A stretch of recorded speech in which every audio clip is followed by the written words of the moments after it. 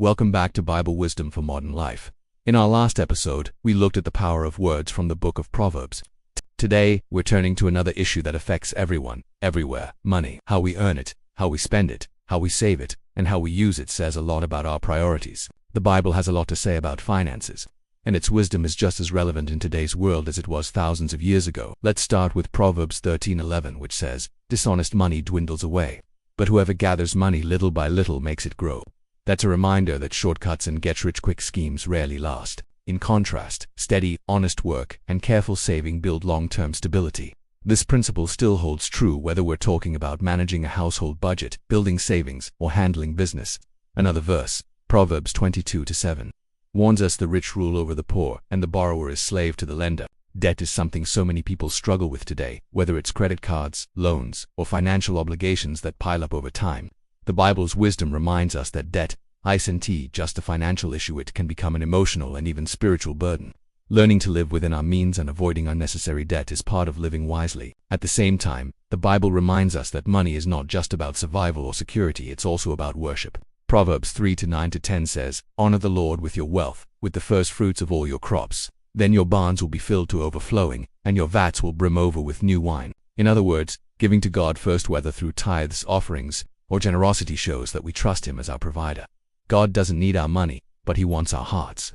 When we give, we declare that money is not our master, God is. This connects with another important principle: generosity. Proverbs 11:24-25 says, "One person gives freely, yet gains even more. Another withholds unduly, but comes to poverty.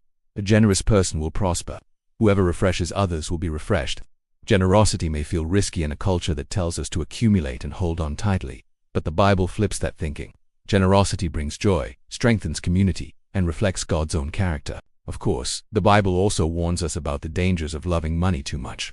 1 Timothy 6:10 says, "The love of money is the root of all kinds of evil." Notice it doesn't say money itself is evil, money is a tool. The problem is when we love it, crave it, or let it control us. Chasing wealth for its own sake can lead to greed, dishonesty, and broken relationships. So, what does all this mean for us today? Managing money with biblical wisdom comes down to a few practical steps. First, earn honestly and avoid shortcuts. Second, live within your means and avoid unnecessary debt. Third, honor God with your money by giving and practicing generosity. Fourth, don't let money become your master. Remember, it's a tool, not the goal of life. And finally, trust God as your provider, knowing that He cares for you.